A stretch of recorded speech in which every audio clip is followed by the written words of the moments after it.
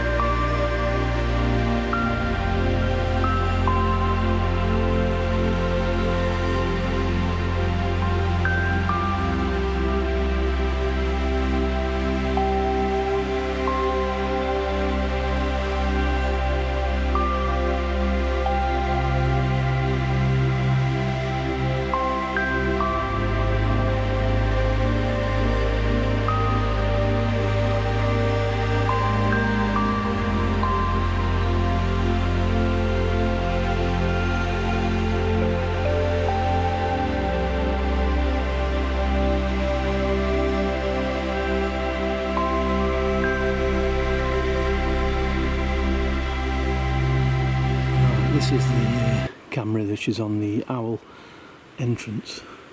That's the window I think it goes in. Could go in that one, but I'm not sure. I'll try this one first. And I've put the camera there, facing up the window. So we'll see if we can get him perched on that windowsill. That would be great.